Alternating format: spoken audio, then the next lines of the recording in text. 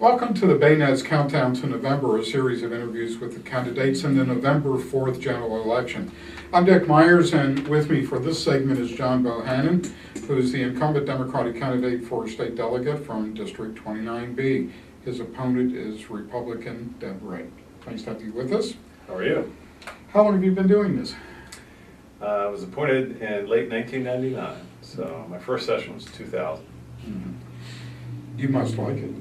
I enjoy it a lot. It's the kind of thing that you get even more invigorated after you've been there for a while. I think we're on the brink of doing some good things, so I'd like to go back.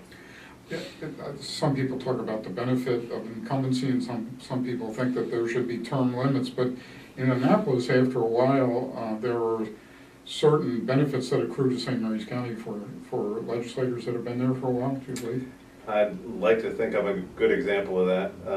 Clearly, I'm able to do a lot more now than I was in my first term. I've been a subcommittee chair on appropriations for most of the time that I've been on there, and it really does make a difference in terms of being able to bring things like the University of Maryland here, and money for the Higher Ed Center, things like that. Mm-hmm. I think I heard you say that 50% of the budget goes through your subcommittee?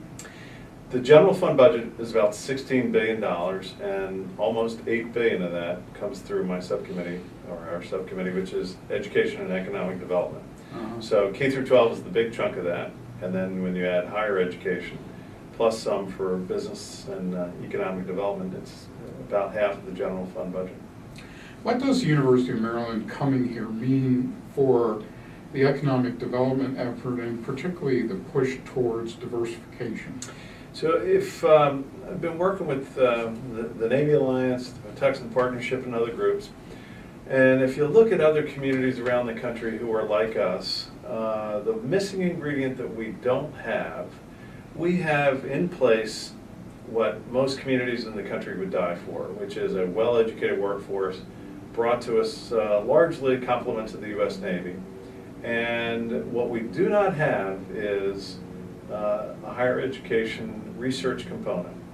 And if you look at Huntsville, Alabama, Dayton, Ohio, Orlando, Florida, San Diego, those communities where a lot of federal money comes in, we have all that, except we didn't have a true higher education partner. We think we've made some significant steps by bringing in the University of Maryland, or the University System of Maryland, into the area. And as I said to Britt Kerwin, the Chancellor, for 2 decades we've been the fastest growing region of our state, and yet you're not really down here in a significant way. And he bought that and understands that, and now they've made a commitment. They're going to build probably between a $50 and $80 million bricks and mortar investment in this area. Before I get into more of the issues, tell us a little bit about yourself. Born and raised St. Mary's County, I believe? Born and raised in St. Mary's County. The family's been in Maryland since 1728. So we've been here a long time. Mm-hmm. What do you do when you're not a delegate? Full-time job is with Congressman Steny Hoyer. Went to work for him in the early 1990s, and senior advisor. And what I do for him is primarily interface with the military bases. I do a lot of work with Navy leadership at PAX over at Indian Head. PAX being the size that it is, I spend a lot of my time interfacing with Navy leadership there, which is the same thing I've done in a capacity in previous jobs as a defense contractor, and dating back to 1981, that's pretty much what I've done, worked with Navy leadership to make sure the base is sound, secure, and safe for the future. You're a member of a committee, I can't remember the long name, I guess it's called the Augustine Committee. The purpose is to review, I guess, the criticism of the state that it's not business friendly. Is Correct. The state not business friendly? The strong perception is that we're not. We deserve a lot of that. But there's things that are, we've talked ourselves into a bit of a funk. And we're not as sharply competitive as we should be as compared to Virginia. We do pretty well, in a lot of different categories, but we could be doing much better than we are. So the Augustine Commission, better known as the Business Climate Commission, stemmed from a group that I chaired in the House called the Business Climate Work Group. Myself and another member from Frederick County co-chaired that, and we actually encouraged the speaker to create that group, and we were very successful. We had a package of bills that ultimately we put forward, and then the Senate President joined us, and we had a first time ever the Senate President and the Speaker of the House had a joint business package that, or a joint legislative package period, that came before the legislature. We did some great things like reducing the estate tax and some other things. So the other result was it led to the creation of this commission to really look at, in a tough, critical way, how we're doing competitively with regard to business climate. And we know we need to do better. So I hope I'm not mischaracterizing, but I hear a lot of Republicans say the answer to all ills is to reduce taxes. Is it as simple as that? It's a great thing to say. It really makes people feel good until you begin outlining for them where you're going to make the cuts. And when you start pressing people, it's easy to say, look, I want to cut taxes. I'd love to cut taxes. My number one goal for businesses is to continue to reduce. We've already started, but we have a ways to go in reducing the estate tax for folks. That helps small businesses, farmers, and also pass-through income. We're going to look hard at that. But beyond that, we can do better, and I think that we will as the economy continues to improve. Revenues start to kick in. I think we'll have the opportunity to revisit some of our taxes that, frankly, in the higher incomes, we probably should not have done. But when you talk about you just want to go in and cut government and reduce taxes, what you're really referring to is what comes through my subcommittee, and that's education.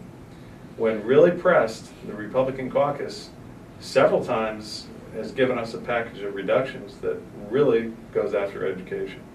And I think in our state, most people say they want good education, especially higher education. Very proud of our record in higher education. Maryland had the lowest increase nationwide in tuition increases over a 7-year period. We had an average of about 3% between, for the last 7 years. That ranked us first out of the 50 states. A lot of states have had up to a 27, 28% increase during that same period of time, including Virginia. You know, as the states cut back significantly on their education, the students end up paying that, and we've held the costs at the same time. So it's education and taxes. What other things do businesses look at? You talk to a lot of the base contractors. What are their decisions about whether they should be or shouldn't be here, or whether they should come in, or the UAV companies as an example? What are they looking at? Interestingly, the president and founder of Aurora Flight Sciences told me that when they announced they were going to be expanding into southern Maryland, they had more interest in the announcement of that than they've ever had when they expanded to other areas. There's a great quality of life here. The quality of life provided and offered by the Chesapeake Bay is a great attraction. What we found statewide in the Business Climate Work Group is, number one, well-educated workforce. That's important to most of the businesses that we're attracting here in the state. Number two, good transportation network. You know, we have the port, we have good roads and bridges, and we've got to maintain that in order to keep and retain good, growing businesses. We're taping this slightly after October 1st. Gas tax went up again. What kind of benefits is St. Mary's County going to see from that? I think we're already seeing some minor intersection improvements over Wildwood. A lot of folks know about that. The big intersection at Route 235 and Route 4, you're going to see some improvements made from 235 down to the bridge. A lot of it, frankly, is to start stacking more traffic up in the evening so that it doesn't stretch all the way down 235 and back up traffic on 235. My number one priority with State Highway in the immediate sense has been Great Mills. There's a big bottleneck every evening in Great Mills and in the mornings, but really in the evening, where you have the traffic coming up from Webster Field and then traffic coming from Pax River converging and then trying to go north on north on Route 5. So we've gotten $5 million to begin the design of replacing the bridge. The big problem in that Great Mills corridor is throughput, and the bottleneck is a bridge that can't be expanded. That bridge ultimately has got to be replaced. Mm-hmm. So we're going to get that done. There's some other minor improvements that we can make in the interim, but that for me is a big improvement. If you look at all the roads in the south part of the county, they're in good shape. They're all newly repaved, good condition. So I'm proud of that. I want to make sure we get our fair share. I assume we shouldn't hold our breath on a new TJ bridge. It's going to be a while. Yeah. That's ultimately going to be a $1 billion project. A lot of folks say, well, why should we be paying for mass transit up the road? Conversely, why should folks in Montgomery, Howard, Baltimore be paying for a bridge that's mostly used between Calvert and St. Mary's? We can't have that kind of approach. We need to have, we need that bridge, and we need to have the state sharing in the cost, just like we do for some of those mass transit projects. Mm-hmm. I know this has been, for the last 8 years, an administration that has worked on a number of social issues. Have you agreed with the governor on everything he's done? Not a lot of them. The decriminalization of marijuana, the death penalty, there's a number of things where I've parted ways with the administration. As you know, it wasn't a social issue, but the wind turbine. He vetoed the bill that I authored, and bitterly disappointed about that, and I expressed that to him. Frankly, we haven't had much of a relationship since that point, but so there's been a lot of opportunities where I've not gone lockstep with the governor. I didn't agree with a lot of the social changes. I thought we went too far in making reforms, some of the reforms that the governor wanted to do. Are we still headed in that direction, or is there a chance for a new legislature and a new governor maybe to pull the reins? That would be my hope. I think the Speaker and the Senate President both recognize that we need to, we would be wise to probably moderate more. There's a group of us in leadership who continues to remind the Speaker and the caucus that you can't always have more of everything. You've got to moderate. You've got to recognize that there are folks in our state who, while we're a blue state, that doesn't mean that everybody in every region is as blue as you might want to be in parts of Montgomery County. Mm-hmm.